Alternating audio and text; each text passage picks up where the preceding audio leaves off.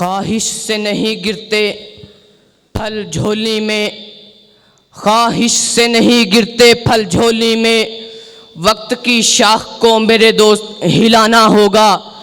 کچھ نہیں ہوگا اندھیروں کو برا کہنے سے، کچھ نہیں ہوگا اندھیروں کو برا کہنے سے، اپنے حصے کا دیا خود ہی جلانا ہوگا۔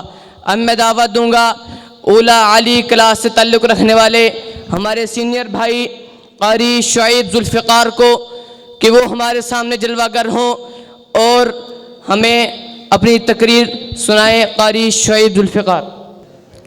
السلام علیکم ورحمۃ اللہ وبرکاتہ۔ ان الحمد للہ والصلاة والسلام علی رسول اللہ۔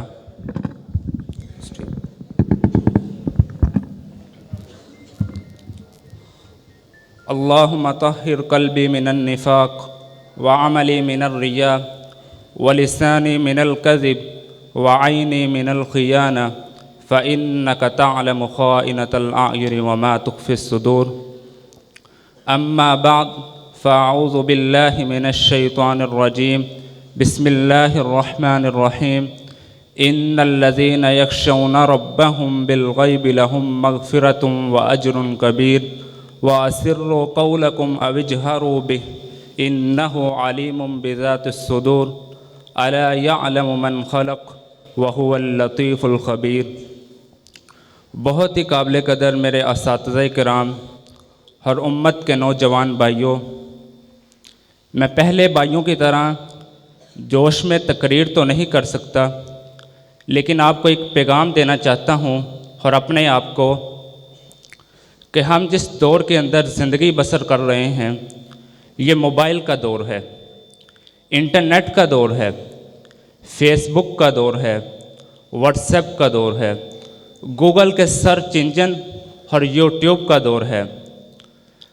ٹچ موبائل اور اس کی سکرین آج ہمیں گناہوں کے اس قدر قریب لے جا چکی ہے کہ اگر ماضی کے اندر دیکھا جائے تو وہ برے مناظر، وہ ویڈیوز، وہ کلپس، وہ میوزک، وہ گانے، وہ حیا سود قسم کے منظر اگر کسی نے دیکھنے ہوتے تھے تو کچھ جتن، کچھ محنت اور کچھ کوشش کرنا پڑتی تھی، اور آج اس کو سینما جانا پڑتا تھا۔ شریف آدمی وہاں جاتے ہوئے شرماتا تھا، اس کے اندر ہمت نہیں ہوتی تھی کہ وہ وہاں جائیں، اور آج جب سے یہ موبائل ہمارے ہاتھ میں آ چکا ہے ہر گھر سینما گھر بن چکا ہے، اور ہر نوجوان اس کی 10 انگلیوں کی کلک کے نیچے ایک سیکنڈ کے اندر وہ جو بھی گند، جو غلاظت، جو برائی، جو فحاشی اور جو گندگی دیکھنا چاہتا ہے اس کے اور اس گندگی کے درمیان کوئی رکاوٹ باقی نہیں رہی۔ میں حیران ہوتا ہوں کہ آج کے اس دور میں ہم گوگل کے سرچ انجن پر جائیں اور وہاں جا کر ہم کوئی چیز سرچ کریں اور اس کا رزلٹ ٹریس کریں تو آپ حیران ہوں گے، ایک ورڈ اور اس طرح کے کئی جملے اور اس طرح کے کئی جملے اور اس کا جو بھی رزلٹ ہے 1 سیکنڈ کے 20ویں حصے کے اندر آپ کے سامنے آ جاتا ہے۔ اس لحاظ سے یہ موبائل، یہ انٹرنیٹ، یہ یوٹیوب، یہ فیس بک، یہ واٹس ایپ اور انٹرنیٹ کی پوری دنیا اور پورا جہاں اور یہ سکڑا ہوا گلوبل ویلیج، یہ میرے اور آپ کے لیے ایک نیا امتحان اور ایک نئی آزمائش اور بعض حالات کے اندر اللہ رب العزت کی طرف سے ایک نعمت اور ایک فتنہ بن چکی ہے۔ میں 2 واقعات آپ کے سامنے پیش کرتا ہوں جو ماضی قریب میں ہی پیش آئے اور میرے کانوں کی سماعت بنے۔ میں آپ سے یہ واقعات کبھی شیئر نہ کرتا اگر یہ میں نے کسی سیکھا عالم سے نہ سنے ہوتے۔ وہ فرماتے ہیں کہ طاق رات ہے، رمضان کا مہینہ ہے، شب قدر ہے، 27ویں شب ہے، اللہ کو منانے، آنسو بہانے، گناہوں کی معافیاں مانگنے اور استغفار کے سہائے موسم میں میں مسجد میں ایک نوجوان کو دیکھتا ہوں کہ وہ موبائل کے اوپر فحش فلمیں اور فحش تصویریں دیکھ رہا ہوتا ہے۔ آج کا ہمارا نوجوان اس آزمائش کے اندر اتنا ناکام ہو چکا ہے کہ کراچی کا ایک نوجوان ایک مفتی صاحب کے پاس جاتا ہے اور مفتی صاحب سے کہتا ہے کہ میں آپ سے ایک مسئلہ پوچھنا چاہتا ہوں اور مجھے شرمندگی محسوس ہو رہی ہے، ندامت کے آنسو ہیں، بیان کرنے سے عاجز ہوں۔ مفتی صاحب کہتے ہیں اگر آپ مجھے اپنا مسئلہ کھل کر نہیں بتائیں گے تو میں آپ کو جواب کیسے دوں گا؟ اسے مجبوراً بتانا پڑتا ہے اور مجھے بھی یہ مسئلہ بتاتے ہوئے شرم محسوس ہو رہی ہے۔ وہ کہتا ہے کہ میں اپنے بند کمرے کے اندر موجود تھا اور میری ہمشیرہ بھی تھی اور باپ کے خون سے پیدا ہونے والی میری بہن تھی اور میں برے منظر دیکھ رہا تھا۔ برے منظر دیکھتے دیکھتے میں اپنے جذبات پر قابو نہ رکھ سکا اور اپنی ہی عزت کا محافظ بننے کے بجائے میں ڈاکو بن گیا۔ اپنی ہی عزت کا محافظ بننے کے بجائے میں ڈاکو بن گیا اور اپنی ہی عزت کی چادر کے ٹکڑے ٹکڑے اور داغدار کر کے رکھ دیا۔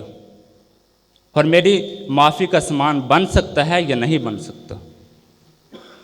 تو آئیے میرے بھائیوں اور دوستو، آج کے اس درس میں ہم یہ سیکھیں گے کہ موبائل کی تنہائیوں میں اللہ کا ڈر کتنا ضروری ہے۔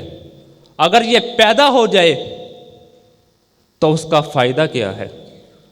ہر انسان کے ذہن میں یہ بات ہونی چاہیے کہ ہماری زندگی کی دو حالتیں ہوتی ہیں، ایک خلوت اور دوسرا جلوت۔ خلوت میں تو انسان اللہ سے ڈر جاتا ہے، اس میں اللہ کا بھی ڈر ہوتا ہے، لوگوں کا بھی ڈر ہوتا ہے۔ اگر اس بڑی محفل میں آپ کے ہاتھ میں موبائل دیا جائے تو بالعموم آپ بری ویب سائٹ کھولتے ہوئے اللہ سے بھی ڈریں گے اور لوگوں سے بھی ڈریں گے اور لوگوں سے بھی آر اور شرم محسوس کریں گے۔ تو خلوت میں، گیدرنگ میں، جلوت میں، کانفرنس میں، کسی محفل میں، کسی جلسے میں، کسی مجلس میں تو ڈرنا یہ آج کا ہمارا مسئلہ نہیں ہے۔ ہم تو جلسوں میں ایسی باتیں کرتے اور سنتے ہیں، یوں لگتا ہے کہ ہمارا جیسا متقی، پرہیزگار اور تقوی شعار اور اللہ سے ڈرنے والا کوئی نہیں۔ اصل مسئلہ یہ ہے کہ وہی شخص جو جلسوں میں ڈر رہا ہوتا ہے وہ اپنی تنہائیوں میں، اپنے بند کمرے میں، علیحدگیوں میں، خلوت میں بھی اللہ سے اس طرح ڈرتا ہے کیا؟ اگر وہ اللہ سے اس طرح ہی ڈرتا ہے تو اللہ نے اس کے لیے پہلا انعام یہ رکھا ہے سورۃ ملک میں، ان الذین یخشون ربهم بالغیب لهم مغفرۃ واجر کبیر واسروا قولکم او اجہروا بہ انہ علیم بذات الصدور۔ ان الذین، بے شک وہ لوگ، یخشون ربهم جو اپنے رب سے ڈر جاتے ہیں، بالغیب، اس کے دو معنی ہے۔ ایک اس کا معنی یہ ہے کہ وہ اللہ کو دیکھے بغیر اس سے ڈر جاتے ہیں، اور دوسرا اس کا معنی یہ ہے کہ وہ جب خود چھپے ہوتے ہیں، جب لوگوں کی آنکھوں سے اجل ہوتے ہیں تو وہ اپنے رب سے ڈرے ہوتے ہیں۔ لہم مغفرۃ واجر کبیر، ان کے لیے اجر ہے، رب کا وعدہ ہے کہ اللہ تعالیٰ اس کے سابقہ زندگی کے سب گناہوں کو معاف کر دیتا ہے۔ اور دوسرا انعام یہ ہوتا ہے کہ جب وہ تنہائیوں میں، علیحدگیوں میں، خلوت میں، اپنے بیڈ روم میں اور موبائل کی کوڈ لگی ہوئی دنیا میں، جبکہ دنیا کی کوئی آنکھ اسے دیکھ نہیں رہی ہوتی اور دنیا کی ساری برائیاں اس کی 10 انگلیوں کی کلک کے نیچے ہوتی ہیں اور اس کی اپروچ میں ہوتی ہیں، اور جب وہ اس حال میں اپنے اللہ سے ڈر رہا ہوتا ہے تو اللہ تعالیٰ کا اس سے وعدہ ہے۔ امام ابن القیم الجوزی رحمہ اللہ فرماتے ہیں یہ ایک ایسی نیکی ہے کہ جب وہ تنہائی میں اللہ سے ڈر جاتا ہے، اللہ کی طرف سے اس کے چہرے پہ نور آ جاتا ہے اور لوگوں کے درمیان اس کا ایک رعب قائم ہو جاتا ہے اور لوگ اس سے محبت کرنا لگ پڑتے ہیں۔ اس کی ایک عزت ہوتی ہے، ایک وقار ہوتا ہے، ایک مقام ہوتا ہے۔ بالخصوص میں آپ نوجوان بھائیوں سے اور اپنے آپ سے ایڈریس کر رہا ہوں کہ سیدنا یوسف علیہ السلام جب بھائیوں کے ستائے ہوئے، آزمائشوں میں مبتلا، حالات کے مارے ہوئے، پردیس سے پردیس، ایک پردیس میں رہتے ہوئے، ایک حسین ملکہ، ایک حسینہ حروت اور مکفل دروازے جب وہ اس کے سامنے آتی ہے، یوسف علیہ السلام کے سامنے، تو وہ اسے برائی کی دعوت دیتی ہے، حی تلک اپنے آپ کو پیش کرتے ہیں ان کے سامنے۔ تو یوسف علیہ السلام اس تنہائی میں اللہ سے ڈرتے ہیں۔ تو یوسف علیہ السلام جو پردیسی یوسف تھے، قیدی یوسف تھے، اللہ تعالیٰ اس کو تخت اور تاج کا وارث بنا دیتے ہیں۔